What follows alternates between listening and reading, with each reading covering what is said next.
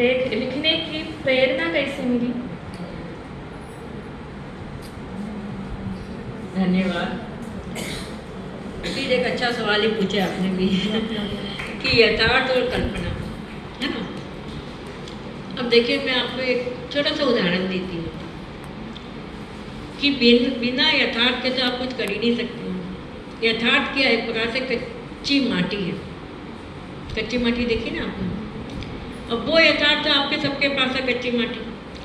अब कहानी क्या होती है? कहानी होती है कि यथार्थ का कला में रूपांतरण। यानी मैं उदाहरण देकर समझाऊँ तो सोचिए कि जो कच्ची माटी मेरे पास है ना, मुझे उससे एक मुकम्मल घड़ा बनाना है। अब कच्ची माटी तो सबके पास है, अब सब तो घड़ा नहीं बना सकते हैं ना। घड़ा बनाने के लिए क्या चाहिए आपको? कलाकारी चाहिए। आपको चाक पे घुमाना आना चाहिए। मट्टी को आप गोंदोगे, नरम मट्टी होगी, तभी तो वो घड़ा बनेगी ना। फिर आप घड़ा में क्या करोगे? घड़ा में थोड़ी पेंटिंग करोगे, कलाकारी करोगे, तब वो घड़ा बनेगा। ठीक है? तो अंतर यही होता है कि हम सब जीवन में हम सब जी रहे हैं, हमारे सामने घटनाएं घट रही हैं।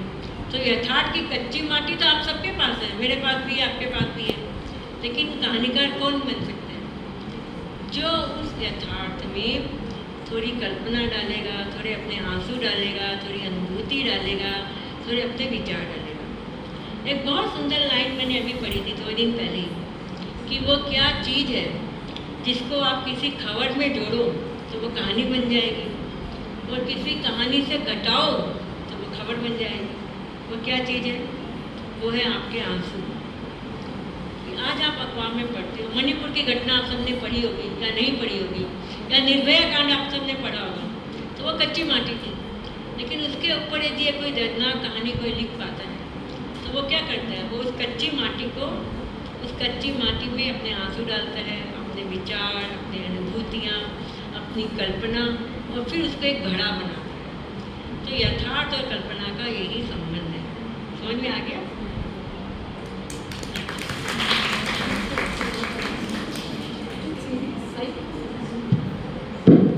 बड़े अच्छे से सवाल आप लोग पूछ रहे हो। नमस्ते मधु जी, मेरा नाम वैष्णवी, मैं इस विभाग की शोधार्थी हूँ। आपने सेज पर संस्कृत नामक कहानी में आपने उपन्यास में आपने वो जैन धर्म में होने वाले यौन शोषण के बारे में बताया, और खुले गगन की लाल सितारे में आपने नक्सलवादी के बारे में बताया, और आपने ऐसे चुनौतीपूर्ण विषयों को आपने चुना। तो आपके लिए कितना मुश्किल था इसको समाज के सामने लाने के लिए? और जब ऐसी विषयों को हम सुनते हैं तो बहुत सारी मुसीबतें आते हैं, बहुत सारी सवालें उठती हैं। तो आपके लिए कितना चुनौतीपूर्ण रहा ऐसा कहानी या उपन्यास को विषय चुनने के लिए? मुझे अच्छा लग रहा है कि आप लोग एक से एक अच्छे सवाल पूछ रहे हो, मुझे बोलने का मौका दे रहे हो। देखिए, कोई चुनौतीपूर्ण नहीं था। मैं ईमानदारी से कहूँ आपको, लिखने का यदि एक बार आप में जुनून आ जाता है ना, तो वो सब कुछ करवा लेते हैं। मुझे तो जब मैं रेड लाइट एरिया में भी गई थी तो मैंने घर में नहीं बतलाया था, खाली बस यही चुनौती थी कि घर वालों को पता चल गया तो घर से निकाल तो नहीं देंगे। बाकी मुझे ऐसा कभी चुनौतीपूर्ण नहीं लगा था कि एक जुनून जो होता है वो सब कुछ करवा लेता है। अभी आपने सेज पर संस्कृत का पूछा ना, देखिए ये तो एकदम चुनौतीपूर्ण नहीं था, क्योंकि मैं जैन परिवार से हूँ। और आपको एक घटना सुनाना चाहती हूँ कि मेरा परिवार बहुत धार्मिक था, और मैं यदि साहित्य में नहीं आती ना तो आज मैं माला फेरती आपका कोने में बैठी हुई मिलती, माला फेरती, उपवास करती, आज भी मिलती। तो मेरे संग एक घटना क्या हुई थी कि मेरी माँ मुझसे नागपंचमी का व्रत करवाती थी। नागपंचमी सुना है? और वो सुबह सुबह मुझे उस दिन चाय पीने को नहीं मिलती थी, तो उठते मुझे दीवार पे नाग देवता की ऐसे पेंट करनी पड़ती, फिर मैं पूजा करती, दूध डालती, और फिर उस दिन ठंडी रोटी खाने पड़ती। तो बहुत सालों तक मैंने किया। मेरी माँ उसके पीछे कहानी सुनाती थी कि उसके पीछे कहानी ये है कि सालों पहले, 100 साल पहले, किसी मेरी माँ के समय की मेरी टाइटल थी बर्डिया, अभी तो काम करिए ना, तो किसी बढ़िया परिवार की किसी लड़की ने भोर के समय भूल से चूल्हा जलाते वक्त किसी नाग को जला दिया और उस नाग ने जलते हुए श्राप दिया था कि आज के दिन सब बढ़िया परिवार की लड़की को मेरी पूजा करनी होगी, ठंडा खाना होगा, नहीं तो उनको सुहाग का सुख नहीं मिलेगा। सुहाग का सुख समझे ना आप लोग? तो इसी डर के मारे सब लड़कियां करती थी, और सुहाग का सुख तो सबको चाहिए, मैं भी करती थी। एक दिन मुझे दिमाग में आया लेटे लेटे कि नाग ने किस भाषा में श्राप दिया होगा। वो क्या हिंदी जानता था? और वो लड़की कैसे समझी? वो क्या नाग की भाषा जानती थी? कम्युनिकेशन संवाद कैसे था? मेरी माँ से मैंने पूछा, माँ जवाब नहीं दे पाई। उसके बाद से मुझे लगा कि यार इन लोगों की बातों पर विश्वास मत नहीं करना चाहिए। तो पहला विद्रोह मेरा वहीं से हुआ था कि मैंने नाग पूजा करनी बंद कर दी, उठते ही चाय पीनी शुरू करी।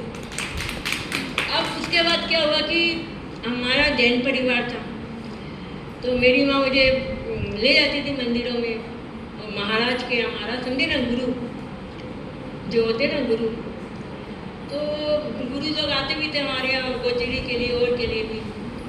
तो बड़ा भक्ति भाव से जिस दिन गुरु आ रहे हैं, मतलब भक्ति भाव से बहुत खाना बनता है, दुनिया भर का सजा दिया जाता है। गुरु की इतनी महिमा आप सोच ही नहीं सकते। गुरु पाँव रखे हैं, हम लोग अपना माथा रखते हैं। अब मेरे में उतना भक्ति भाव कभी भी नहीं था, जब तक मैं समझी नहीं कि वो महान क्यों है। तो एक बार मैं गई, उसको उपासक कहते हैं, गुरु जहाँ रहते हैं ना, तो वहाँ पे मैंने देखा एक 5 साल की बच्ची, उसके मुंह पे भी पट्टी बंधी हुई है जैसे आपके। तो वो जो साधवियाँ होती है ना, उनका वो सफ़ेद कपड़े पहनती है और माथा उनका मुंडा रहता है और वो मुंह पे पट्टी बंधी रहती है। तो मतलब वो सादे जीवन में चली गई, वो गुरु बन गई आप। तो मैं ऐसे ही गई थी माँ के संग। तो हम लोग सब साधु लोग को वंदना करते हैं, मतलब प्रणाम नहीं, वो वंदना जैसे ईश्वर की करते हैं ना वैसे। तो मेरे मुँह से निकला बच्ची को देख के कि बच्ची। तो उन्होंने कहा अरे बच्ची नहीं है, साध्वी है, इनके आप वंदना कीजिए। मैंने कहा 7 साल की लड़की ने कितना जीवन समझा होगा कि आपने उसको साध्वी बन गई और आपने बनवा भी दिया।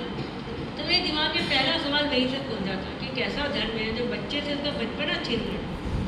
7 साल की बच्ची क्या बचपना समझेगी। और ऐसी ये घटना इंदौर में हुई थी कि जो साध्वी थी वो बन गई साध्वी, लेकिन जब यौवन आया, 21-22 साल की हुई, तब जीवन की जो पुकार होती है, जीवन की जो स्वाभाविक पुकार होती है, आप प्रेम की तरफ आकर्षित होते हो, आप जीवन की तरफ आकर्षित होते हो, तब लगता है कि नहीं ये साध्वी जीवन तो झूठा है, मैंने झूठा जीवन का वर्ण किया है। लेकिन उसके बाद क्या होता है कि सारे रास्ते बंद हो जाते हैं। आप एक बार साध्वी बन गए तो परिवार भी आपको वापस नहीं लेगा।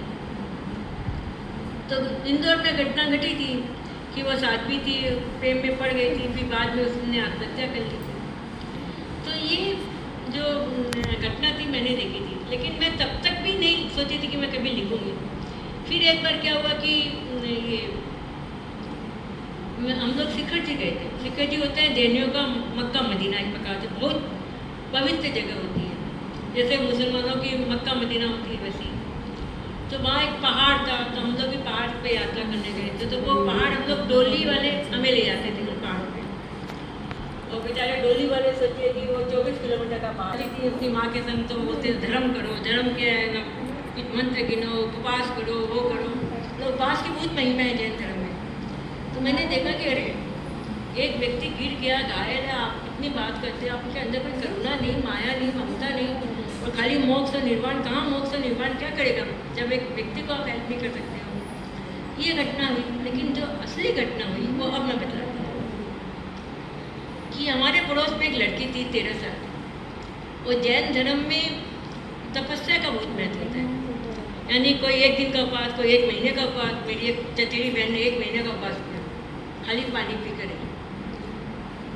तो तपस्या का बहुत महत्व होता है। तो हमारे पड़ोस में एक लड़की थी, उसने कहा मैं 28 करूँगी, यानी मैं 8 दिन तक उपवास करूँगी। 13 साल की लड़की थी। और जैसे ही उसने घोषणा की मैं 8 दिन की 28 करूँगी, उसके घर में ढोल नगाड़े बजने लगे, लोग आने लगे। वो एकदम VIP हो गई, उसको सजा दजा के रखा जाता, माला पहनाई जाती, वो भी बहुत गौरवान्वित फील करती। 13 साल की बच्ची है, उसे क्या समझ में आता है। तो 7 दिन तो मज़े में कट गए, 8वें दिन रात को उसकी तबीयत बिगड़ गई। बिगड़ गई। अब होना क्या चाहिए था कि जब तबीयत बिगड़ गई तो आप तुरंत डॉक्टर को बुलाओ, उसको कुछ पिलाओ, पानी वानी कुछ भी। लेकिन घर वालों ने ये नहीं किया। गुरु भी थे वहाँ पे, सब प्रार्थना में बैठ गए कि किसी प्रकार सूर्योदय हो जाए तो उसे आहार दिया जाए। लेकिन ठीक सूर्योदय के आधे घंटा पहले उसके प्राण निकल। अब आप देखिए कि फिर भी लोगों में ये ग्लानि नहीं कि एक प्राण निकल गया, एक जान चली गई। वो लोग कह रहे हैं कि तपस्या में रहते हुए जान गई, यानी वो सदगति को प्राप्त हो गई। उस समय तो मैं खुद भी बच्ची थी, 14-15 साल की, मैं उतना सोच नहीं पाई, लेकिन वो घटना दिमाग में रजिस्टर्ड हो गई। बड़ी हुई तो मैंने सोचा कि धर्म का काम होता है जीवन को बचाना। लेकिन यहाँ पे क्या हुआ, धर्म को बचाने के लिए जीवन नष्ट हो गया। तो धर्म का जो खोखलापन है वो मेरे भीतर मुझे दिखता गया। तो मुझे लगा कि यार असली धर्म तो मानव सेवा है। यदि हम इंसान के आंसू नहीं पहुँच सके तो धर्म से क्या कुछ मतलब नहीं होता है। और ये सारी चीज़ें मैंने अपने परिवार में देखी। शेष पर संस्कृत जो मेरा उपन्यास है वो एकदम सत्य है। सुंदर नहीं होगा, नहीं हो सकता है, लेकिन वो सत्य पूरा है, क्योंकि सब कुछ मेरा आंखों देखा है, मेरा अपने जीवन से निकली हुई चीज़ है। और इसलिए कोई चुनौती नहीं थी मेरे लिए। मेरे लिए सिर्फ ये था कि जो जो मैं देख रही हूँ उसको मुझे लिखना था। हाँ, चुनौती यहाँ थी कि जब मेरी माँ को पता चला कि मैं गुरुओं पर लिख रही हूँ तो वो बहुत नाराज हुई। अरे तुम्हें कोई टॉपिक नहीं मिला। मेरे छोटे भाई ने भी कहा कि नहीं, अपने धर्म पे नहीं लिखना चाहिए। इंदौर से एक आध चिट्ठी भी आई कि कितना पैसा मिल गया आपको अपने धर्म को बदनाम करके। तो ये छुटपुट गालियाँ मिली, और बाकी कोई चुनौती नहीं थी मेरे सामने। ठीक है, शायद मैंने सब, और कोई सवाल था क्या, मुझे याद नहीं है।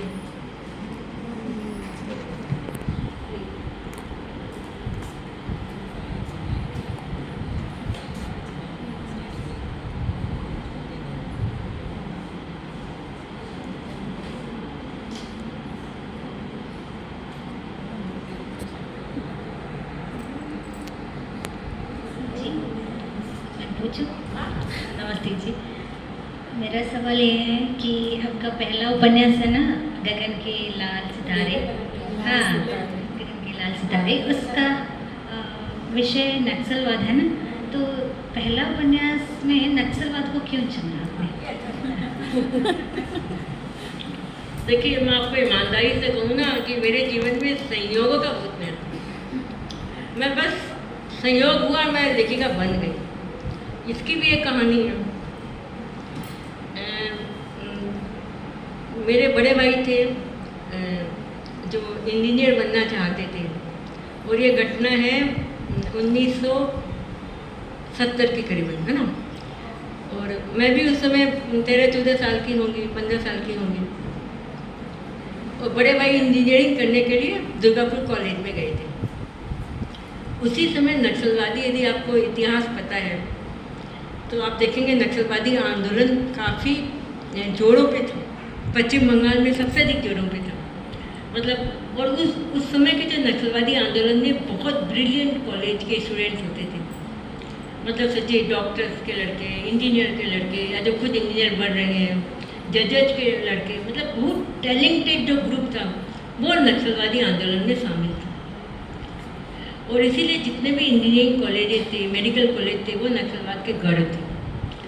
तो मेरे बड़े भाई भी दुर्गापुर कॉलेज में गए थे इंजीनियर बनने। तो वहाँ पे क्या हुआ था कि उन्हीं के हॉस्टल के लड़के की हत्या नक्सलवादियों ने कर दी थी। तो वो कॉलेज हमेशा के लिए बंद हो गया। और हमारे बड़े भाई आज भी इंजीनियर नहीं बन पाए, वो लौट के आ गए घर में। अब घर का बड़ा लड़का यदि उसी का कैरियर यदि मान लीजिए इस प्रकार से खटाई में पड़ जाए तो घर में बहुत निराशा भी हो जाती है। तो मैं देख रही थी कि बड़ा भाई अब कॉलेज हमेशा के लिए बंद है, घर का बड़ा लड़का है, मध्य वर्ग का हमारा परिवार है। और उस समय हमारे यहाँ एक ही कमरा था, बड़ा सा पूरा, वही हम लोग का सब कुछ था, drawing room, bedroom, study room, guest room. तो जब कॉलेज बंद हो गया बड़े भाई का, तो बड़े भाई के दोस्त लोग मिलने आते थे उससे। तो अब हमारा परिवार भी थोड़ा परंपरावादी परिवार था, तो बड़े भाई कभी मुझको मिलवाते नहीं थे अपने दोस्तों से। लेकिन फ़ायदा ये था कि चूँकि एक ही कमरा था तो मैं भी थोड़ी दूर पे बैठ जाती और उनकी बातें सुनती रहती। तो उनकी बातों में मुझे जादू लगता। उन्होंने कहा क्या लड़के हैं, कैरियर की बात नहीं, पढ़ाई की बात नहीं, सिर्फ वो आम आदमी की बात, किसानों की बात, मजदूर की बात। और मैं तो कि दिन भर यही चिंता में कि मुझे पढ़ाई में इतने मार्क्स लाने हैं, वो लाने हैं, पर वो खाली कैरियर की बातें कर रहे हैं। तो एक दिन मैंने भाई से पूछा कि ये कौन लड़के ऐसी ऐसी बातें करते हैं, तो भाई ने कहा ये नक्सलवादी है। तो पहली बार मेरी चेतना में वो शब्द घुसा कि ये नक्सलाइट है या नक्सलवादी है। फिर तो मैं जब अखबार में जहाँ देखूँ नक्सलवादी, उन्हें मारा जा रहा है, पकड़ा जा रहा है, वो जा रहा है। फिर और तब उतनी समझ भी नहीं थी, 13-14 साल की थी मैं, लेकिन मैं पढ़ती थी। तो उस समय मैंने भाई से कई चीज़ें लेके पढ़ी, नक्सलवाद क्या होता है, कि वो कहाँ से निकला। तो उस समय मैंने जाना कि वो नक्सलवादी नारा लगाते थे कि चीन का रास्ता हमारा रास्ता। तो मतलब चीन में पहले क्रांति हो चुकी थी, क्रांति का मतलब आम आदमी की उन्नति के लिए। तो वही नक्सलवादी भारत में कर रहे थे। उनको लगता था कि भारत में जो आज़ादी मिली है वो सही नहीं है, सच्ची नहीं है, क्योंकि जो आम आदमी है, जो किसान है, जो मजदूर है, उनको उनके हक नहीं मिल रहे, वो गरिमापूर्वक नहीं जी पा रहे। तो नक्सलवादी आंदोलन तो यही था ना कि भाई जो ज़मीन पे खेती कर रहा है, ज़मीन उसकी हो। तो वो अलग कहानी है। तो फिर मुझे पता चला कि वो जो नक्सलवादी आंदोलन आगे बढ़ रहा था, कि उस समय इंदिरा गांधी केंद्र में थी और पश्चिम बंगाल में सिद्धार्थ शंकर रहे थे। एक ही रात में 20,000 नक्सलवादियों को मार डाला गया और उस आंदोलन को कुचल डाला गया। जो 20,000 नक्सलवादी मरे थे, उनमें एक लड़का वो भी था जो हमारे घर आया था और जिसकी एक झलक मैंने देखी थी। तो जब मुझे पता चला कि 20,000 लड़के मारे गए, उनमें एक भाई का दोस्त भी है, तो उस रात पहली बार जब पढ़ाई पीड़ा होती ना, मेरी अपनी पीड़ा तो नहीं थी ना, पढ़ाई पीड़ा थी, लेकिन उस रात पहली बार मेरी आंखों से बहुत आंसू निकले। जिसे कहते हैं पढ़ाई पीड़ा में आंखें डबडबाना। फिर धीरे धीरे वो आंदोलन कुचल दिया गया और मैं भी अपने जीवन के प्रवाह में बहने लगी। फिर बाद में जब सोची कि ये घटना है 1970 की, और फिर 25-26 साल के बाद जब लिखने मेरा हाथ सज गया, मुझे लगा मैं पहला उपन्यास लिखूँ। तो आमतौर पर पहला उपन्यास लोग प्रेम उपन्यास लिखते हैं, उम्र भी वैसी होती है और सघन अनुभूतियाँ होती है। मैं भी शायद लिखती, लेकिन मैं जैसे ही कदम उठाती कि वो लड़के जिनकी एक झलक मैंने देखी थी, वो नक्सलवादी बच्चे, वो आंखों के सामने आ जाते हैं। तो मुझे लगा यार पहले तो मैं इससे मुक्त हूँ, तो अब कैसे मुक्त हो सकती हूँ। 27 साल घटना घट गई। 2000 में तो मेरा उपन्यास आ ही गया। ये 1999-98 में लिखना शुरू करी, तो आंदोलन 1970 का था। तो वो बच्चे मुझे कहाँ मिलेंगे, लेकिन किस्मत देखिए आपका साथ देती है। यदि एक जुनून आपके अंदर होता है, तो मैंने अपने बड़े भाई को ही पकड़ा कि भाई तुम्हारे दोस्त थे, नक्सलवादी दोस्त थे, मुझे मिलवाओ। और भाग्य देखिए कि मोहल्ले में भी मिल गया एक बंदा जो 5 साल जेल में रहा था नक्सलवादी आंदोलन के दौरान, और जो भूमिगत रह के देशभक्ति अखबार निकालता। फिर उसने मुझे अपने दोस्तों से मिलाया। फिर तो मुझे ऐसे ऐसे मिल गए नक्सलवादी नेता कि आप सोच नहीं सकते हैं। फिर मुझे कानू संध्या, चारू मजुमदार, सबके बारे में पता चला और इस प्रकार ये उपन्यास लिखा गया। तो ये भी मतलब करिश्मा ही है कि इतने करीब 25 साल के बाद ही मैं नक्सलवादियों से मिल पाई और सारी घटनाएं मुझे पता चली। फिर जैसे कच्ची माटी तो मुझे मिल ही गई थी ना, फिर इसका घड़ा बना दिया ऐसे। ठीक है।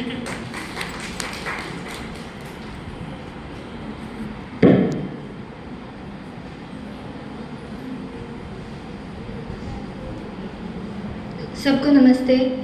मेरा सवाल यह है कि आपकी जो उपन्यास है सलाम आखिरी, तो उसमें वेश्यावृत्ति के विषय में जो लिखा है, तो उसमें ऐसा आता है जब वो लोग अपने धंधे पर गर्व भी करता है, वी आर वर्कर्स ऐसे कह के, तो इसके विषय में आपके क्या राय है?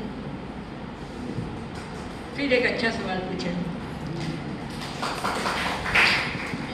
इस पर अभी एक मेरा इंटरव्यू आया था संगत में, तो उन्होंने भी यही सवाल पूछा था कि थोड़ा सा बैकग्राउंड बता देती हूँ कि बीच में ये मुहिम थी और शायद आज भी एक मुहिम है ये, कि जो वेश्यावृत्ति है उसको कानून का दर्जा दिया जाए और जो वेश्याएँ हैं उन्हें वर्कर कहा जाए, सेक्स वर्कर।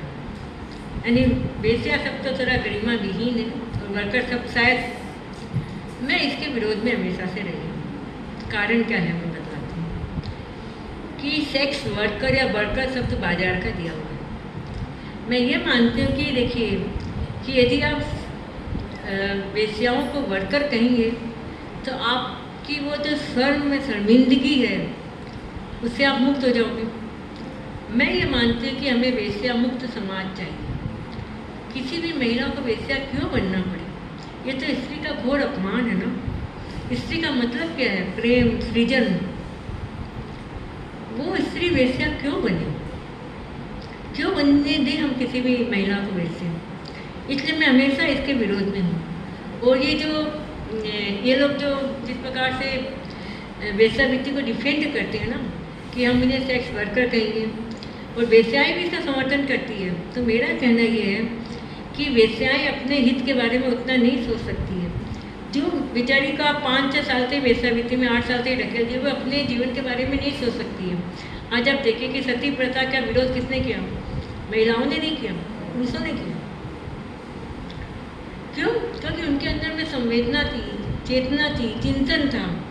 तो वेश्या कह सकते हैं कि हाँ हमें सेक्स वर्कर कहा जाए क्योंकि उनको रेट थोड़ी अच्छी मिल जाएगी, लेकिन उससे क्या होगा?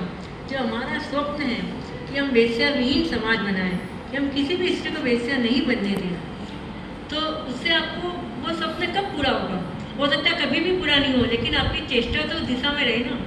जब आपका स्वप्न आसमान तक ऊंचा रहेगा तो आप पेड़ तक पहुँचोगे। तो हो सकता है कि भाई हम बहुत सारी वेश्याओं को वेश्यावृत्ति में जाने से रोकें। स्वप्न तो कम से कम ऊंचा रखें ना। लेकिन यहाँ तो स्वप्न में ही गरीबी आप पे दरिद्रता है कि हम उन्हें सेक्स वर्कर कहेंगे। अरे भैया, आप सेक्स वर्कर कहोगे तो क्या होगा कि जब आप कहोगे वर्कर है या श्रम है, तो आप कहोगे हमारा तो श्रम बढ़ रहा है, यानी वेश्यावृत्ति में इजाफा करते जाइए, आपको कोई शर्मिंदगी नहीं होगी। और सच्चाई भी यही है कि आप देखिए कि जब से भूमंडलीकरण हुआ है, तब से आप देखिए कि गाँव में क्या हुआ है। जो छोटे छोटे उद्योग धंधे हैं, कुटीर उद्योग धंधे, जो परंपरागत उद्योग धंधे थे, वो सब चौपट हो गए हैं। और खेतीबाड़ी में भी अब इतनी मशीनें आ गई है कि महिलाओं के लिए खेतों में भी अधिक काम नहीं बचा है। और जो परंपरागत काम थे, जैसे चटाई बुनना, घड़े बनाना, खिलौने बनाना, वो सब खत्म होते जा रहे हैं क्योंकि वहाँ सब जगह बहुराष्ट्रीय कंपनियाँ आ गई हैं। तो आप देखिए कि उसके बाद से जो वेश्यावृत्ति है तो बहुत इजाफा हुआ है, बहुत वृद्धि हुई है। तो महिलाओं के लिए कुछ काम ही नहीं बचा है। और अब आप उस पर यदि उनको सेक्स वर्कर का तमगा दे दोगे, यानी जो शर्मिंदगी है इस पैसे से जुड़ने की, वो भी चली जाएगी। तो फिर तो कभी कल्याण ही नहीं होगा, समाज में वेश्या मुक्त हो ही नहीं सकता है।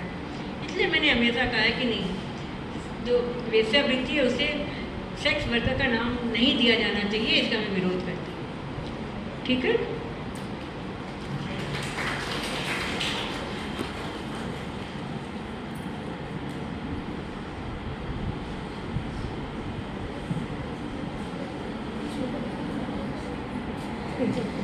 सबको नमस्कार जी। मेरा सवाल ये है कि उसे बुद्ध ने काटा प्राण संस्कृति के आधार बनाकर लिखी हुई कहानी है। इसका प्राण संस्कृति के आधार पर लिखी हुई कहानी है। इसका इतिवृत्त आपको कहाँ से मिला? मुझे कहानी पूरी तरह से याद नहीं आ रही है। उसे बुद्ध ने काटा, ये कॉर्पोरेट सर्कल की है ना। ये कहानी भी उसके जो पात्र है वो भी मुझे जीवन से ही मिला। बस मैं वो सुना देती हूँ। कहानी का मुझे पूरा याद नहीं आ रहा कि मैंने फिर कैसे कहानी बनाई।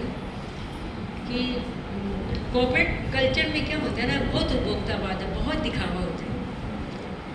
तो मेरी सहेली का ही लड़का था जिस कहानी मैंने लिखी है। तो वो ऐसा था कि वो कॉर्पोरेट कल्चर में था, वो उसका था सिंगापुर में ट्रांसफ़र भी हो गया था इस बच्चे का। और जैसे होता है ना कि यदि आप किसी कॉर्पोरेट के संग में रहो तो आप देखोगे कि उनकी लाइफ स्टाइल थोड़ी अलग होती है। जैसे आज मैं हूँ, तो हम लोग शुरू से ही काफ़ी नीचे स्तर से ऊपर उठते हैं ना, तो हम जीवन की बुनियादी चीज़ों को ज़्यादा महत्व देते हैं। आज जैसे आप मेरे घर में आओगे तो मुझे फ़र्क नहीं पड़ेगा मैं नीचे बढ़ाऊँ या ऊपर बढ़ाऊँ, मुझे ये फ़र्क पड़ेगा कि मैं क्या बात कर रही हूँ, क्या खिला रही हूँ। लेकिन आज जो कॉर्पोरेट बच्चे हैं वो आपको कहेंगे सोफा पे सोफा करना होना चाहिए, तब जाके हम किसी को बुलाएंगे। तो दिखावा एक अलग तरह की कल्चर उनमें होती है। तो वो जो मेरी सहेली का बेटा था वो इसी प्रकार का था, ब्रांडेड कपड़ा पहनना, मेरी सहेली कहती थी कि मैं जी साड़ी के पल्लू से कांच पोंछ देती अपने चश्मे को, तो वो कहती हूँ टिश्यू पेपर ला के देता कि आप इस प्रकार पहनो, और एकदम घर में टिप टॉप रहना उनकी जीवन शैली थी। अब धीरे धीरे क्या हुआ कि वही लड़का आप देखो कि, लेकिन ऐसा जीवन क्या है ना कि उबाऊ भी होता है, क्योंकि आप आम जीवन से कट जाते हो ना। जीवन, असली जीवन क्या होता है, आपकी माटी और आपके असली जीवन आपकी ज़मीन से, अपनी माटी से होता है। आप कभी किसान को नहीं देखोगे बोर हो रहा हो, उग रहा हो, आत्महत्या की सोच रहा हो, या तो फिर वो कहाँ भी आत्महत्याएं हो रही है, लेकिन वो दूसरे कामों से हो रही है। तो ये जो लाइफ होती है वो इतनी सेल्फ सेंटर्ड होती है कि धीरे धीरे आपको ये लगता है कि यार बहुत जल्दी जीवन में बोरियत आ जाती है। तो इस जीवन में भी यही होता है, और इधर जो कॉर्पोरेट सर्कल होती है वो आपको हमेशा खींच के रखती है। आपको अपने जीवन के लिए, अपने सोचने के लिए समय नहीं मिलता है। यानी जीवन है लेकिन जीवन की चेतना नहीं है, क्योंकि मोटी मोटी सैलरी आपको मिलती है। तो ऐसे बच्चे किस प्रकार अवसाद के शिकार हो जाते हैं, डिप्रेशन के शिकार हो जाते हैं। फिर वो जो बच्चा था ना, जो एक तक इतना उपभोक्तावाद था कि वो एकदम ब्रांडेड कपड़ा पहनना, टॉप टू बॉटम ब्रांडेड, घर में भी सब बढ़िया क्रॉकरी, बढ़िया फर्नीचर सब। लेकिन धीरे धीरे वो इस प्रकार अवसाद का शिकार हुआ कि बाद में जब उसकी माँ से वो मिला 3-4 सालों के गैप के बाद, तो उसकी माँ भौचक रह गई कि वो एकदम सन्यासी का ताने बाने में उतर गया था। यानी बाल भी उसने मुंडा लिए थे वो, और उसने कॉर्पोरेट सर्विस से भी त्यागपत्र दे दिया था, और वो दिन भर वो आध्यात्मिक टाइप हो गया था। फिर बाद में वो शायद आत्महत्या कर लेता है, क्योंकि ऐसे बच्चों को लगता है कि उसे जीवन में जो पाना था पा लिया। आज सबसे जरूरी है आपके जीवन में सपनों का होना। आज जैसे हम लोग हैं, हमें सफलता बहुत धीरे धीरे मिली। आज मेरे पास अभी भी सपना है कि मैं अगला उपन्यास ये लिखूँगी, या मैं किसानों के लिए ये करूँगी। तो आपके जीवन में एक उद्देश्य होना चाहिए। लेकिन उस जीवन में क्या होता है कि आपको सब कुछ फटाफट मिल जाता है। 50-40 साल तक आप इतना कमा लेते हो कि जीवन में बैठ के खा सको। तो वो जीवन ज़रा खतरनाक होता है कि आपके सारे सपने मर चुके हैं। मैंने एक न्यूज़ पढ़ी थी कि एक 25 साल के लड़के ने, जो बहुत ज़्यादा नेक पे बैठता था, उसने आत्महत्या कर ली। और उसने क्या मैसेज दिया कि there is nothing to look forward, कि अब मेरे लिए जानने को कुछ बचा ही नहीं है। तो जब जीवन में बहुत तेज गति से आगे बढ़ते हो तो औंधे गिरते हो। इसलिए मैं हमेशा कहती हूँ कि आप धीरे धीरे आगे बढ़ो और सपने देखो। सपने सिर्फ अपने लिए नहीं, अपने लिए आप कितना सपना देखोगे। जैसे उस लड़के ने अपने लिए देखा कि मेरे पास गाड़ी हो, मकान हो, सब हो गया। 40 साल तक इतनी मोटी सैलरी मिलती है कि आपके जीवन में सब कुछ मिल जाता है आपको। इसलिए आप सपने दूसरों के लिए देखो कि जो हमसे गरीब बच्चे हैं, जो मजदूरों के बच्चे हैं, किसानों के बच्चे हैं, उनको पढ़ाएं, उनके लिए स्कूल खोलें, या जो किसानों की महिलाएं हैं उनके लिए कुछ करें। तो आपके सपने बचे रहेंगे तो आप भी बचे रहोगे। कहानी का मैसेज शायद यही है। वैसे मैंने बहुत पहले पढ़ी थी, इसलिए मुझे अभी याद नहीं है वो कहानी, पहले लिखी थी, सॉरी।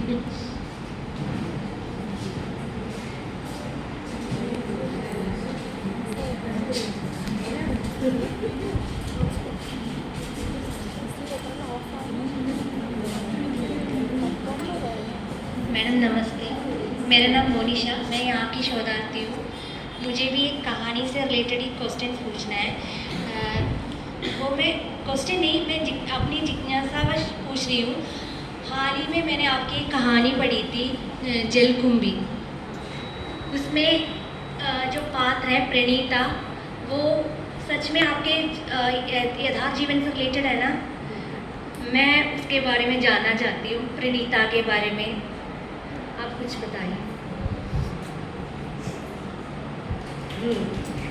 ये भी बहुत सुंदर घटना घटी थी। मैं उन दिनों बॉम्बे में आई थी, चेन्नई से आई थी, तो मैं स्पोकन हिंदी की क्लास लेती थी। तो वहीं पे एक लड़की आई, उसने अपना नाम बताया प्रणीता, और वो नीदरलैंड से आई हुई थी। वो नीदरलैंड से आई हुई थी, वो हिंदी सीखना चाहती थी। तो मैंने पूछा कि भाई तुम हिंदी क्यों सीखना चाहती हो? तो उसने कहा कि बॉम्बे में एक अनाथालय है, नाम भूल रही हूँ, बाल गृह ऐसे कुछ है ना, तो वहाँ मैं जाऊँगी तो मुझे बच्चों से बात करनी है। तो मैंने ऐसे ही पूछा कि तुम वहाँ क्यों जाना चाहती हो? तो बोलते बोलते उसकी आंखें भर गई। उसने कहा मैम, मैंने कहा तुम तो डच हो। लेकिन जब वो उसने कहा कि मैं डच हूँ तो मुझे थोड़ा संदेह हुआ, क्योंकि मैंने देखा कि वो डच जैसे लंबे चौड़े खूब गोरे होते हैं वैसे नहीं थी वो। रंग थोड़ा मतलब थोड़ा सा खुलता हुआ था और वो लंबी भी बहुत नहीं थी और नाक नक्श भी थोड़े उसके मुझे एकदम भारतीय जैसे ही लगते थे। हाँ, पहनावे भी वो एकदम वेस्टर्न स्टाइल में थी। तो मुझे हमेशा लगता था कि डच है क्या, हो सकता है डच में उतना ध्यान नहीं दिया जब। लेकिन जब उसने कहा कि मैं उस बाल गृह में जाना चाहती हूँ तो मैंने पूछा तुम क्यों जाना चाहती हो? तो उसकी आंखें भर गई। उसने कहा कि मैम मैं वहीं से ही, मैं भी कुछ 1.5-2 साल वहीं रही थी बचपन में। तुम वहाँ क्यों रही थी, मैंने पूछा। तो उसने कहा कि मैम मेरी माँ ने मेरे जन्म के 11-12 दिन के बाद ही मुझे एक बास्केट में डाल दिया था और उसमें मेरे जन्म के सर्टिफिकेट वगैरह भी रख दिए थे और उस सर्टिफिकेट के संग पेपर के संग वो मुझे नर्सिंग होम के पिछवाड़े में छोड़ गई थी। फिर उस नर्सिंग होम वाले ने मुझे इस बाल गृह में डाल दिया। मैंने कहा, तो उसने कहा कि मैं हर साल भारत आती हूँ और जैसे डच लोग तो क्या होता है कि खूब घूमते हैं फिरते हैं, छुट्टियों में देश विदेश की यात्रा करते हैं, लेकिन वो सारे पैसे बचा के भारत आती, भारत भी नहीं बॉम्बे आती। और वो 2 कारणों से आती थी। एक, वो अपनी माँ को खोजने आती थी। तो उसे जब भी वो अपनी माँ के बारे में बात करते कि मैं अपनी माँ को खोजना चाहती हूँ और वो मुझे लगता है कि महाराष्ट्र के आसपास ही होगी, तो वो उस नर्सिंग होम में भी गई। वहाँ उसने पता भी लगाया कि 27 साल की थी वो, 27 साल पहले इस प्रकार कोई बच्ची आई थी क्या। तो वो ये सारी चीज़ें धीरे धीरे पता लगा रही थी और वो उस अनाथालय में भी जाती जहाँ वो 1.5-2 साल रही थी और उन बच्चों को बहुत प्यार करती थी और वहीं पर ही वो मतलब इसीलिए वो हिंदी भी सीख रही थी। तो मुझे बहुत ही मतलब मायूसी भी लगी कि यार इतनी प्यारी बच्ची है उसको। तो मैंने एक बार उसका अपना लैपटॉप लेकर आई थी, तो मैंने कहा कि तुम नीदरलैंड में तुम्हें कैसा लगता है, तुम्हारे अभी के माँ बाप कैसे हैं? तो उसने कहा बहुत अच्छे हैं मेरे अभी के माँ बाप। फिर उसने मुझे बतलाया तो मैं हैरान रह गई कि बहुत सारे बच्चे हैं ऐसे भारतीय बच्चे हैं जिन्हें नीदरलैंड या मान लीजिए कनाडा के माँ बाप ले जाते हैं जिनके अपने बच्चे नहीं होते। ये फॉरेनर्स ले जाते हैं यहाँ के बच्चों को, क्योंकि यहाँ तो हमारे देश में तो बच्चे बहुत हैं, सभी कुछ बहुत है, इंसान भी बहुत है, यहाँ श्रम भी बहुत सस्ता है, बच्चे भी वो लोग आराम से गोद दे देते हैं। तो बच्ची वहीं पली थी, नीदरलैंड में ही पली थी। तो मैंने उससे ऐसे ही पूछा। अब वो जब रोज़ आती थी तो मुझे मज़ा आता था उससे बात करने में। फिर मेरे अंदर की लेखिका है, वो तो शायद मरते हुए आदमी से भी पूछ लेगी आपको कैसा लग रहा है। तो मैंने उससे पूछा कि तुम्हें जब पता चला कि तुम्हें कब पता चला कि ये तुम्हारे असली माँ बाप नहीं हैं? तो उसने कहा कि मुझे बचपन से ही लोग कहते थे कि क्या तुम पाकिस्तानी हो, क्या तुम इंडियन हो, क्योंकि मैं वहाँ के भाई चेहरा सब कह देता है ना आदमी का। तो मतलब मुझे इसलिए कुछ, लेकिन मैं बचपन में उतना ध्यान नहीं देती थी, लेकिन मुझे दिमाग में था कुछ तो है मेरे साथ। लेकिन फिर एक दिन क्या हुआ कि मैं स्कूल में थी तो मेरी एक पड़ोस की लड़की ने कहा कि जो ब्राउनिंग है तुम्हारे असली माँ बाप नहीं है, उन्होंने तुमको एडॉप्ट किया है। मतलब उस दिन मुझे इतना गुस्सा चला कि मैंने उसको 2-4 झापड़ मार दी। फिर मैं घर में रोती हुई आई, मैंने पूछा तो मेरी माँ ने तुरंत मेरे पिताजी को बुलाया। फिर उन्होंने आते ही मुझे हक किया, बहुत प्यार किया। फिर उन्होंने सारी बातें बतलाई। तो मैंने कहा तुम्हें धक्का लगा होगा। मतलब मुझे धक्का तो ये लगा कि एक बच्चे का स्वाभिमान होता है ना, उसे लगता है कि मेरे माँ बाप है, मेरा हक है। तो पहली बार सोचिए एक 13-14 साल की लड़की को लगता है कि नहीं ये मेरा हक नहीं है, ये मैं दयावा से आई हूँ। लेकिन माँ बहुत अच्छी उनकी, मम्मी नार बाप जो उनके अभी थे, तो उन्होंने मुझे बहुत प्यार दिया। कहा कि नहीं तुमने हमारा जीवन बनाया है प्रेरणा, तुम ऐसा मत समझो। तो उसने अपनी माँ को कहा कि मैं तुम्हें कल तक तो प्यार करती थी, आज से मैं तुम्हारी पूजा करती हूँ कि तुमने गैर लड़कियों को इतना प्यार दिया। तो वो साइड उसकी बहुत अच्छी थी कि उसके माँ बाप से कोई तकलीफ नहीं, बहुत प्यार करते थे, लेकिन उसके मन में भूख थी। अच्छा इसलिए भी भूख होती है कि वो एक घटना बतला रही थी कि वो एक डॉक्टर के गई, उसको कुछ बीमारी थी। तो डॉक्टर ने पूछा कि आपके परिवार में किस किस का बीमारी हुई है? आप सोचिए जब बच्चे एडोप्टेड होते हैं ना, तो बोला कि मेरी माँ का मुंह एकदम रंग उतर गया, तो क्या बोलेगी? उसको डॉक्टर को बताना पड़ा कि एडोप्टेड बच्ची है। अब उसके बारे में से कुछ पता नहीं, उस बच्ची के बारे में कि उसके माँ बाप कोई बीमारी थी या नहीं थी। अब उस बच्चे को हमेशा ये लगता, कई बार वो अपनी माँ के लिए बहुत, मतलब कई बार बहुत घृणा से अपनी माँ के बारे में बात करते, कई बार उतने ही प्रेम से। तो मुझे बड़ा अजीब लगता, वो घृणा से इसलिए करते कि एक माँ होके अपने बच्चे को कैसे वो छोड़ सकती है। उसे ताज्जुब होता कि कोई माँ अपने बच्चे को कैसे छोड़ सकती है। फिर वो कहते कि हो सकता है कि ये भारत है, वो अनमैरिड मदर हो गई हो, इसलिए मान लीजिए कि हो सकता है कि अपनी इज्जत बचाने के लिए उसने ऐसा किया हो। या कई बार उसको ऐसा भी लगता है कि हो सकता है कि यहाँ पे तो लड़के अनवांटेड है, अवांछित है, और हो सकता है कि उसके पहले बच्चे हों और मैं फिर लड़की हो गई, यहाँ लड़कियाँ तो वेलकम नहीं है, तो इसलिए उसने मुझे त्याग दिया हो। तो उसके दिमाग में ना विचारों के बवंडर उठते रहते थे, और उन्हीं का जवाब खोजने के लिए वो हर साल भारत आती और वो अपनी माँ को खोजती, और वो अनाथालय में जाती, और उसी पर कुछ बातें उसने मुझे बताई, उसी के आधार पर मैंने जलभूमि कहानी लिखी है। लेकिन जो बातें मैंने लिखा ना कि ट्रेन में वो जाती है, हर एक को देखती है, अपने वो सारी चीज़ें थोड़ी कल्पना में ही है, मेरी कल्पना में ही थी। लेकिन इस कहानी का कच्चा माल वो ही था कि वो लड़की आती थी मेरे पास पढ़ने को, और इस प्रकार मुझे उसकी कहानी पता चली। ठीक है।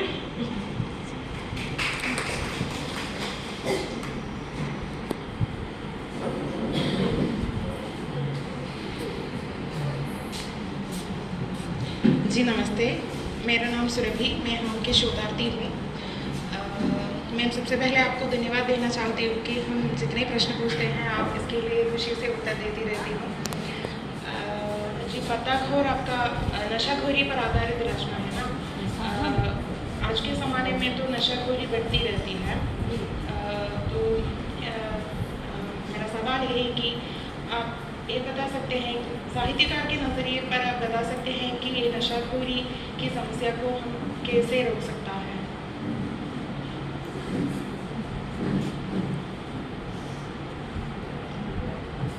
देखिए, ये यदि आपने उपन्यास पढ़ा होगा तो आप ये समझ गए होंगे कि ये समस्या बहुत बड़ी है, बल्कि इंटरनेशनल है।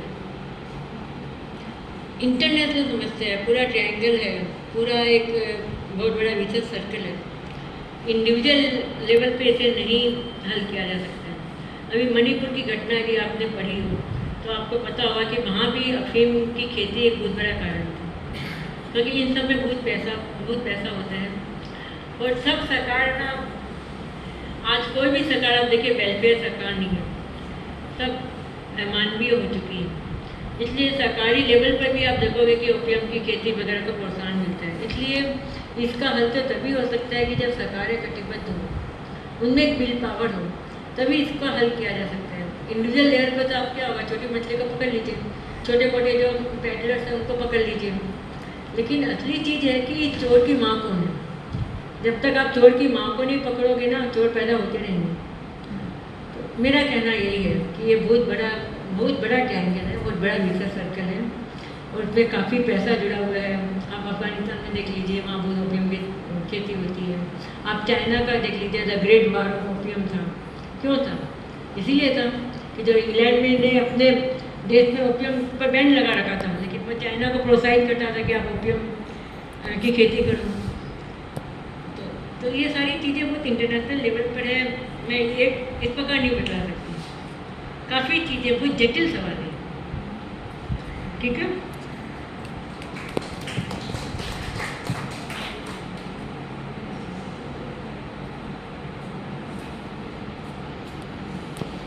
नमस्ते जी, मेरा सवाल है कि हमारे हिंदी साहित्य में बहुत सारे साहित्यकार हैं, तो आपको इनमें से सबसे ज़्यादा प्रभावित किसने किया था?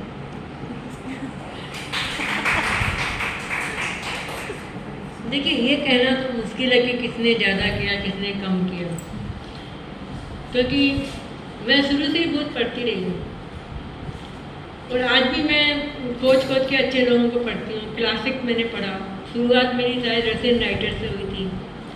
शायद सबसे पहले मैंने गोर्की को पढ़ा, फिर टॉल्स्टॉय को पढ़ा, फिर शायद मैंने पुष्किन को पढ़ा, फिर मैं हिंदी लेखकों में शुरू से ही अज्ञेय को पढ़ा, जैनेन्द्र को पढ़ा, प्रेमचंद को पढ़ा, मुक्ति बोध को पढ़ा, अमृतलाल नागर को पढ़ा, आधुनिक लेखकों में विद्याधर को पढ़ा, ममता कालिया को पढ़ा, संजीव को पढ़ा।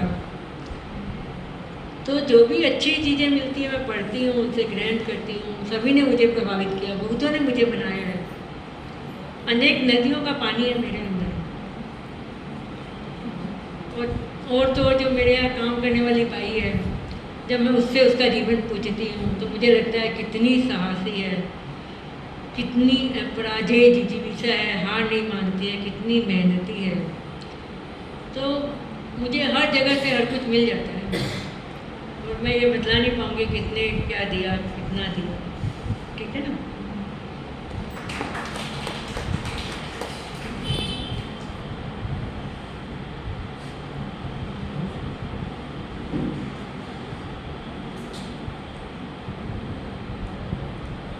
सबको नमस्कार। मधु जी, एक सवाल है। आपने पत्रिकाओं में स्तंभ लेखन करते हैं ना, स्तंभ लेखन करते हैं ना, इसमें बाल समस्या के बारे में बाल समस्या के बारे में अनेक लेख लिखते हैं। इसके प्रेरणा कहाँ से मिली? बाल केंद्र में लेकर आने के लिए लिखती है, इसका प्रेरणा कहाँ से मिली?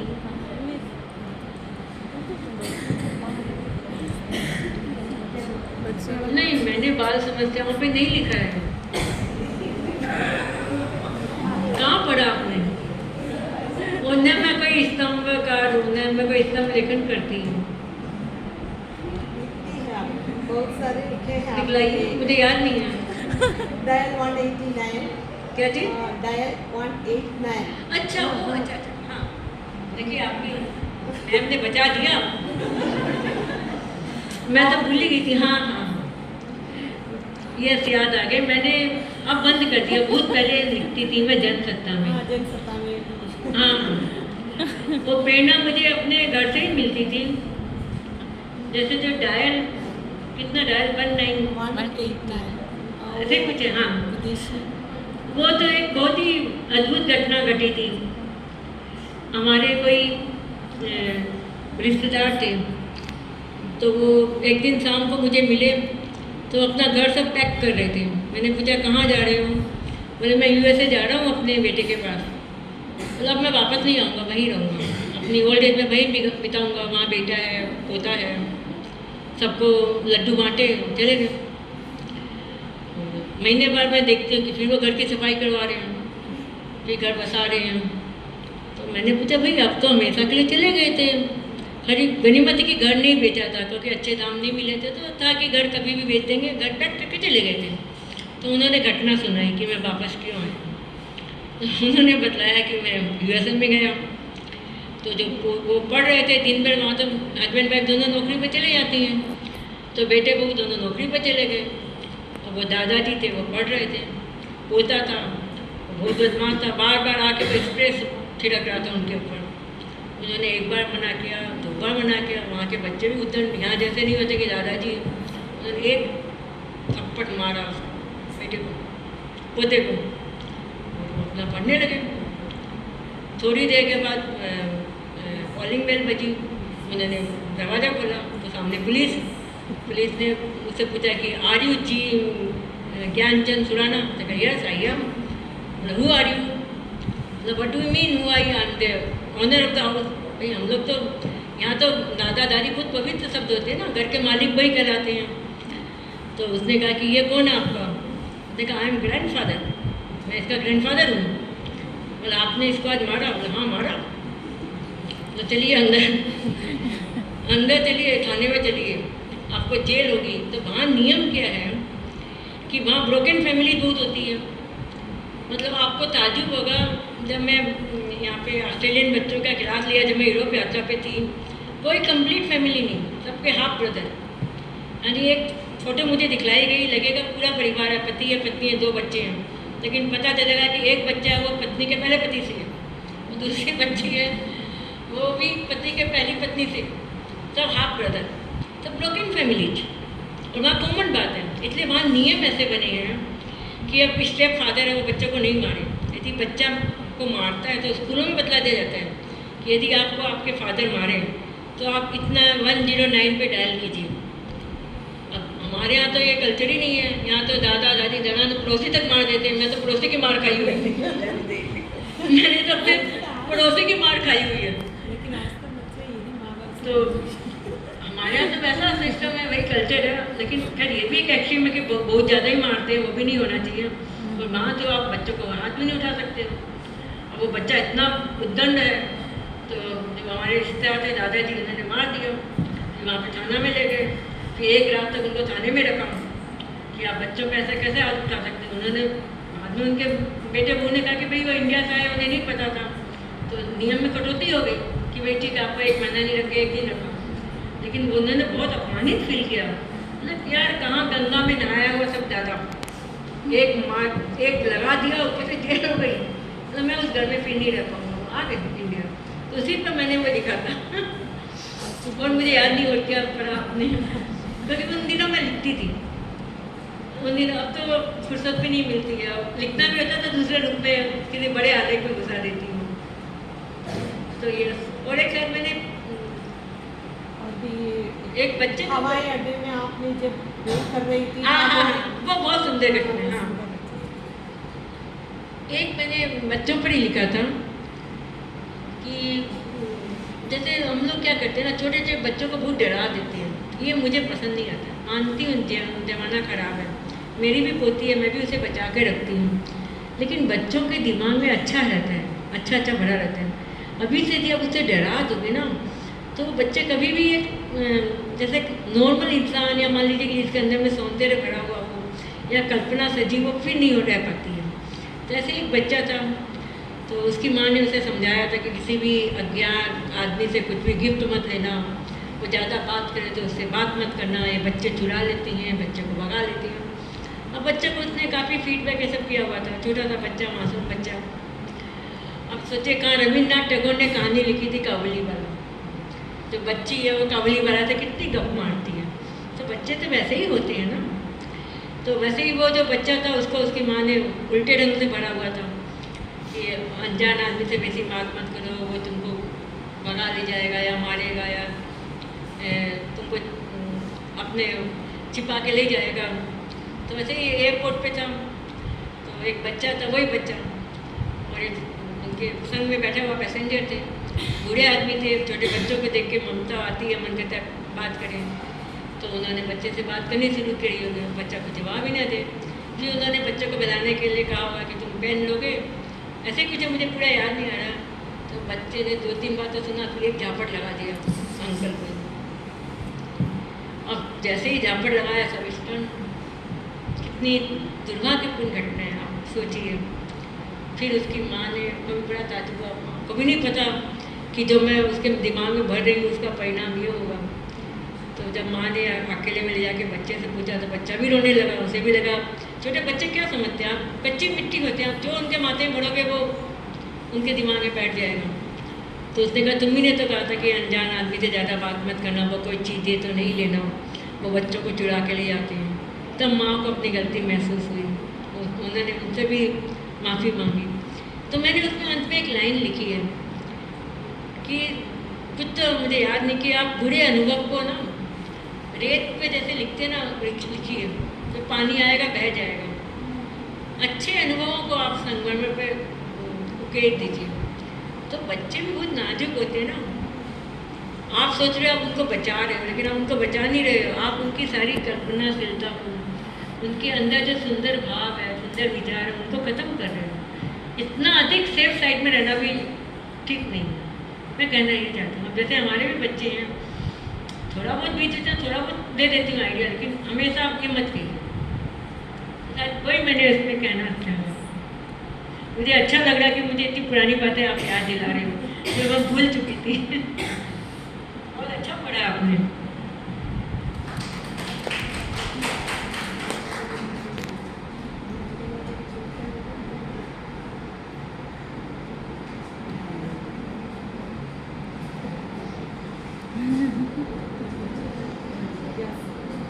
नमस्ते जी। आपका जो उपन्यास है ढलती सांझ का सूरज, अविनाश और उसके माँ के, क्या आप उसकी रचना प्रक्रिया के बारे में कुछ कह सकते हैं? मुझे क्या अच्छा लग रहा है कि मैंने उम्मीद नहीं की थी। आप लोग सोचिए मेरे छोटे छोटे आलेख जो मैंने कब लिखे होंगे से लेके मेरे नवीनतम उपन्यास ढलती सांझ के सूरज तक पहुंच गए हो। ढलती सांझ का सूरज उपन्यास ये महाराष्ट्र में आके किसानों की आत्महत्या पे मैंने लिखा है। मैं बहुत संक्षेप में बोलना चाहूँगी, मुझे लगता है समय हो गया ना। तो ये 2018 की बात होगी, हाँ 18 की बात होगी कि मैं अखबार पढ़ रही थी कि लगातार किसान आत्महत्या कर रहे हैं और मुझे बहुत तकलीफ़ हो रही थी कि मैं कुछ कर नहीं पा रही हूँ। और तो संजोग से उसी समय नाना पाटेकर की एक पंक्ति मैंने अखबार में पढ़ी थी कि रेलवे स्टेशन पर यदि कोई भिखारी आपको मिल जाए तो आप उसे धुतकारिएगा मत, हो सकता है वो कोई किसान हो। उस समय ऐसा ही हो रहा था, किसान लोग थे, किसानी छोड़ के कोई मतलब सिक्योरिटी गार्ड बना था, कोई किसी घर में नौकर बन रहा था, कोई भीख मांग रहा था। ठीक है, अब मेरा मन बहुत बेचैन हो गया था कि यार किसानों के लिए कुछ करना चाहिए। संयोग से उसी समय मेरा बेटा अपने ग्रुप के संग ये जालना ज़िले में जा रहा था। जालना ज़िले के छोटे छोटे गाँव में जैसे बाबुलचारा गाँव, पारतुल, रजनी, काटमाड़ी, तो वो 3-4 लोगों का यंग ग्रुप था। अब मैं बेटे के पीछे पड़ गई, मुझे भी ले चलो, मुझे भी ले चलो। उसने कहा नहीं तुम थक जाओगी, वो धूप है, भूत है, ये है वो है। अब मैं बुरी तरह पीछे पड़ गई। मैंने कहा कि देखो तुम लोग मतलब तुम क्या करोगी, लिखी तो दोगी ना। मैंने कहा लिखने से तो चीज़ आगे बढ़ती है, तुम भी तो अखबार में ही पढ़े ना, तभी तुमको पता चला कि किसानों की हालत ख़राब है। और बहुत उत्साही लोग थे, कुछ करने का जज्बा लेके जाने वाले थे। तो बेटा तरस खा के ले गया, माँ है इतना बोल रही है तो बेटा भी थोड़ा अच्छा ही है, तो ले गया मुझे भी। और संजोग ऐसा हुआ कि जब यंग ग्रुप जाता है तो पूरा गांव आता है, पंच सब आते हैं, सबको आए हमें रिसीव करने। फिर हमें ले गए जिन घरों में आत्महत्याएँ हुई थी, तो मैं भी गई। अब चूँकि मैं महिला थी, घर छोटे छोटे होते थे तो सब जैन तो बाहर ही खड़े रहते, मैं अंदर चली जाती। तो मैंने उन महिलाओं से बात करी, आत्महत्या कैसे हुई, क्या हुई है। तो 4-5 घर में मैं गई। और मज़े की बात आप देखिए कि सब सरकारी योजनाएं हैं लेकिन किसी को पता नहीं है। तो गांव के किसानों ने कहा कि आप नहर खुदवा दीजिए। एकदम देखिए क्या हालत है देश की। तो हम लोगों ने कहा कि नहर में कितना खर्चा आता है, बोले 8 लाख। तो 8 लाख हम लोग सोचते रहे कहाँ से जुगाड़ करेंगे। तो पता चला वहीं पे कलेक्टर से हम लोग मिले कि 4 लाख तो गवर्नमेंट देगी, यानी आधा खर्चा वो होता है पब्लिक प्राइवेट पार्टनरशिप में। मैंने कहा 4 लाख गवर्नमेंट देगी, किसी को पता नहीं, किसानों को भी पता नहीं। तो चलो 4 लाख तो मिल गया हमें। बाद में जो गांव के बड़े बड़े किसान थे, बड़े 2 लाख हम लोग दे देंगे, आप नहर तो खुदवाइए। हमने कहा अरे वाह, पैसे की कमी नहीं है, 2 लाख आ गए। और फिर 2 लाख मैंने कहा हम जुगाड़ करेंगे, वो भी नौबत नहीं आई। हमारे संग एक पत्रकार थे इंडियन एक्सप्रेस के, उन्होंने अपने 1-2 मित्रों को फ़ोन किया, उन्होंने कहा 2 लाख हमसे ले लें, अच्छे काम में आ रहा है। यानी 8 लाख मिनटों में इकट्ठा हो गए। मैं रात भर खाली आधी घंटा सोची हुई कि 2 लाख कैसे जुगाड़ करूँगी, और सुबह तक तो हमें 2 रुपया नहीं देना पड़ा। ढेले का खर्चा नहीं किया हमने। और काम भी गाँव वाले कर देते हैं क्योंकि उनको सब आइडिया होता है। मज़े की बात देखिए कि हम सिर्फ गए, सिर्फ हमने एक सपना देखा कि हम गांव के लिए कुछ करेंगे, सिर्फ हमने इनिशिएटिव लिया, न एक पैसा लगा न हमें करना पड़ा, बल्कि हम पिकनिक बनाए, नहर खुद गई। कलेक्टर को हमने कहा कि आप लीजिए 4 लाख रुपया हमारा, 2 लाख गाँव वालों ने दिया, तुरंत चेक भी आ गया और हम पिकनिक बना के आ गए और वहाँ एक नहर खुद गई। ये है कहानी कि इस देश में देखिए योजनाएं बहुत है। अब सरकार भी क्या करती है ना, योजनाएं फाइल में बंद है। हम कहते हैं कि अब योजनाओं को दीवारों पर चिपकाओ। अच्छा, दूसरी सबसे दुर्घटना की बात मैं बतलाती हूँ जो मुझे बहुत तकलीफ दी। 37,000 के लिए किसान के घर में आत्महत्या। आज सोचिए करोड़ों के अरबों के रुपये आपके जो ललित मोदी वगैरह लेके भाग जाते हैं। मतलब ये क्या सरकार है, करोड़ों रुपया योगा में खर्चा करे और मूर्तियाँ लगाने में खर्चा करे और अपने नए नए ऑफिस बनाने में खर्चा करे। इधर 37,000 के लिए घर में आत्महत्या हुई थी। और उस पर भी आप देखिए कि पुलिस इतनी करप्ट है कि आत्महत्या का मुआवजा कब मिलता है, जब पुलिस रिपोर्ट देगी कि आत्महत्या हो। लेकिन यदि पुलिस रिपोर्ट में कह दे कि ये फसल खराब होने के कारण आत्महत्या नहीं हुई है, घरेलू झगड़े के कारण हुई है, तो मुआवजा नहीं मिलता है। एक केस ऐसा भी हुआ कि पति पत्नी में ठीक आत्महत्या के पहले झगड़ा हो गया। झगड़ा भी इसीलिए हुआ फसल के कारण ही कि कपास की फसल घर में आई थी। पत्नी कह थी तुरंत बेचो, घर में भुखमरी है, और पति कह रहा था कि मैं तुरंत बेचूंगा तो पैसा ही नहीं मिलेगा। पत्नी कही थी भाई कपास है, बारिश आएगी तो भीग जाएगा, दोनों सही कह रहे हैं। अब पति कह रहे कि भाई बारिश आएगा तो मैं ऐसे कैसे बेचूँ। तब तक साहूकार आ गए जिनका कर्जा लिया हुआ था, माल उठाने लगे। पति एकदम हताश होकर उसने आत्महत्या कर ली। पुलिस आया, पत्नी ने किसी बात पे कह दिया होगा कि तुम बहुत बेबड़ा है, नकारा है। तो पत्नी भोली वाली है, पुलिस ने पूछा, उसने कह दिया मेरा झगड़ा हुआ था। तो उसने लिख दिया रिपोर्ट में घरेलू कलह। सोचिए, मरने के बाद भी किसानों की सदगति नहीं है। बहुत ही दर्दनाक सत्य है अपने समय के, जो आज किसान किस प्रकार उजड़ रहे हैं। बहुत लंबी कहानी है, अभी मैं सिर्फ इतना ही बोल के विराम दूंगी, ठीक है।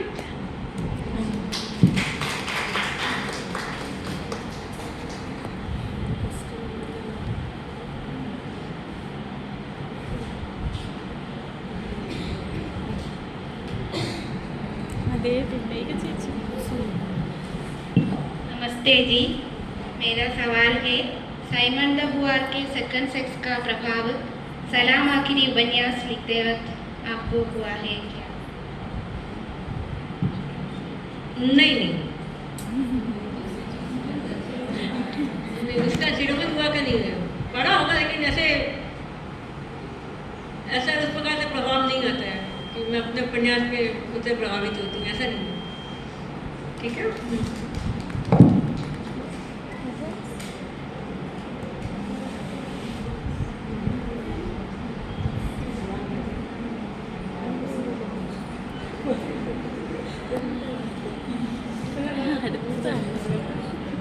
नमस्ते जी, मेरा सवाल है कि पॉलीथीन में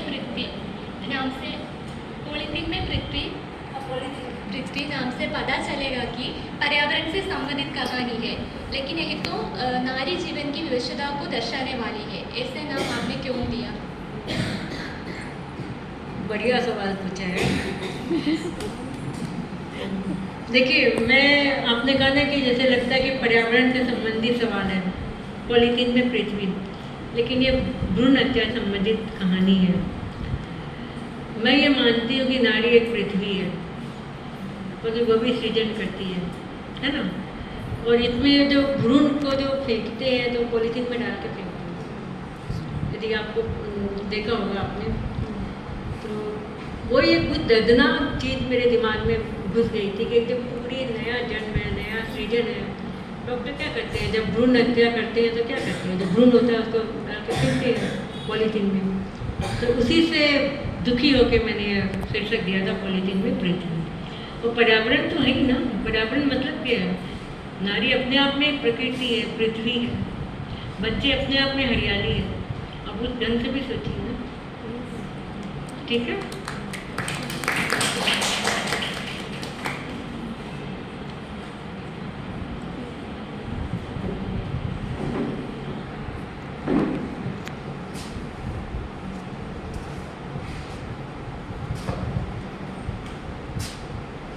मथुर जी, आपने बड़ी खूबसूरती के साथ हमारे बच्चों के साथ बातचीत की है, बहुत बहुत शुक्रिया। और हमारे कॉलेज में, हमारे विभाग में आप आए, तो इसलिए यादगार के रूप में एक छोटी सी तोहफा नहीं है, फिर भी हमारे लिए तो ये तोहफा ही है आपको देने के लिए। मंदिर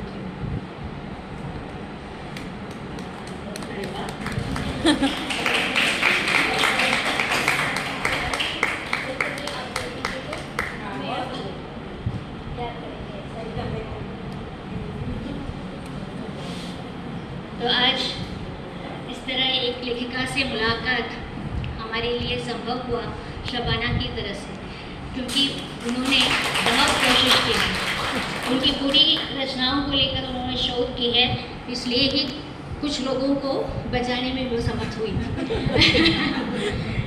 तो मैं सोचती हूँ कि इस सभा में धन्यवाद देने का कार्य वही करें। शबाना, आप आ जाइए।